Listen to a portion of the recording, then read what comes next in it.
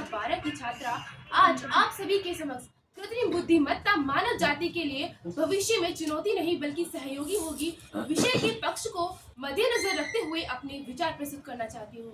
तो सबसे पहले हम बात कर लेते हैं कि एआई क्या है। एआई यानी कि आर्टिफिशियल इंटेलिजेंस, कृत्रिम बुद्धिमत्ता यानी कि कृत्रिम तरीके से विकसित की गई भौतिक क्षमता, जिसके आधार पर हम यह अपने जीवन के सभी कार्य को पूर्ण रूप से कंप्लीट कर सकते हैं, उन्हें अच्छे से कर सकते हैं। और तो और हम इसमें मशीन यानी कि मशीन में प्रोग्रामिंग के जरिए हर कार्य को अपने जीवन में उद्गम बनाने के लिए अच्छे उदाहरणों पर संपूर्ण कर सकते हैं। तो आज हम उन्हीं मुद्दों के बारे में चर्चा करने वाले हैं। सबसे पहले हम बात करते हैं जो चर्चा का विषय बना हुआ है, चैट जीपीटी। तो चैट जीपीटी क्या है? चैट जीपीटी एक ऐसा एआई टूल है जिसमें कोई छात्र या कोई भी व्यक्ति अपने किसी भी विषय से संबंधित किसी परेशानी को डालता है तो उसे उसका उत्तर उसे तुरंत मिल जाता है और वह अपने कार्य को अच्छे से कर सकता है। तो आप देख सकते हैं कि ये एआई टूल हमारे लिए कितना ज़्यादा प्रॉफिट या फायदेमंद साबित हुआ है।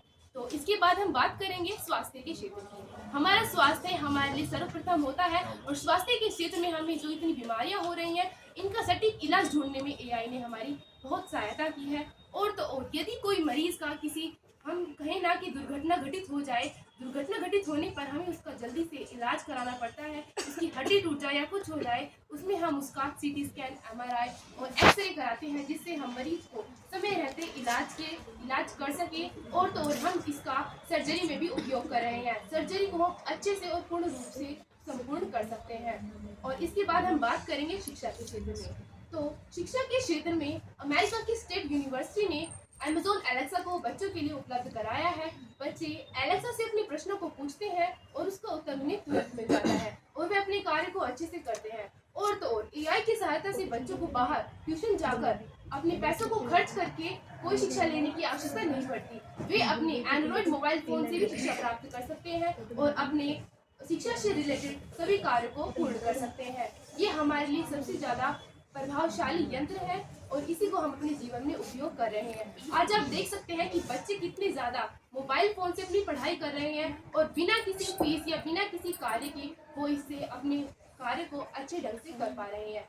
इसके बाद हम बात करेंगे कृषि के क्षेत्र की। तो कृषि में सबसे पहले जो हमारी खेती होती है, भारत खेती के लिए प्रसिद्ध है और खेती में यदि हमें मिट्टी की जांच करानी हो तो वो हम एआई से कराते हैं। हमें कुछ भी कराना हो अपने अपने खेती में, हमें उर्वरकों या कीटनाशकों का उपयोग करना हो वो भी हम एआई से कर रहे हैं। और हम यहाँ अपनी जो फसलें होती हैं उनकी कटाई से लेकर बुआई तक हम एआई का प्रयोग करते हैं। पहले मनुष्य को अपने खेतों में घंटों दिनों पता नहीं कितने दिन लग जाते थे, लेकिन आज के समय में एआई उसी कार्य को आसानी से और मिनटों में पूरा कर रहा है जिससे मनुष्य का टाइम बच रहा है और वो उस टाइम में अपना और दूसरा कार्य भी पूर्ण कर सकते हैं।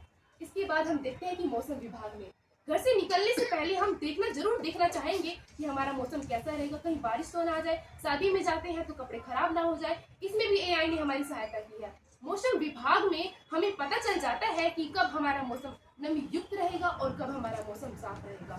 और तो और हम इसमें देख सकते हैं कि भूगोल के क्षेत्र में सिस्मोग्राफ जो कि एक एआई है जिससे हमें पता चल जाता है कि किस रीडिंग का भूकंप आएगा और हम उस क्षेत्र को खाली करा देते हैं। इससे मनुष्य की न जाने कितनी सहायता होती है। पहले के समय में जब सिस्मोग्राफ जैसे यंत्र नहीं थे तो मनुष्य की न जाने कितनी ज्यादा दुर्घटनाएं, कितनी ज्यादा वो दुर्घटना ग्रसित हो जाते थे और आज के समय में उन्हें ज्यादा कठिनाई का सामना नहीं करना पड़ता। अब हम बात करेंगे अंतरिक्ष के क्षेत्र में। धरती से लेकर चांद तक की दूरी को हमने पा लिया है। चंद्रयान 1, चंद्रयान 2 और चंद्रयान 3 जैसे सक्सेसफुल मिशन को हमने किया है। और तो और हर्बल टेलीस्कोप जैसे यंत्र को बनाकर हम पास की चीजों को भी देख सकते हैं। तो ये किससे संभव हो पाया? ये एआई से संभव हो पाया है, जिसे भी हम आज की अपनी जीवन में हर क्षेत्र में देखें उस क्षेत्र में इसका उपयोग कर रहे हैं। तो अब हम बात करेंगे यातायात के क्षेत्र में। तो यदि कोई मनुष्य पैरालाइज है या कोई चल फिर नहीं सकता तो वो रोबोटिक कार का उपयोग कर सकता है। उस रोबोटिक कार में जो सेंसर होते हैं वो किसी सामने से आ रहे ऑब्जेक्ट को डिटेक्ट करता है और अपने बैठे गए पैसेंजर को अच्छे से उसकी यात्रा को सुगम बनाता है। वह मनुष्य यदि चला नहीं सकता, कार चला नहीं सकता या कुछ हिल नहीं सकता, वह उसे सिर्फ अपने विचारों को बताएगा कि उसे किस स्थान पर जाना है। वह रोबोटिक कार उसे सही सलामत उस स्थान तक पहुंचाती है और इसके कारण सड़क दुर्घटना जैसे बड़े बड़ी दुर्घटना को भी हमने कम कर दिया है।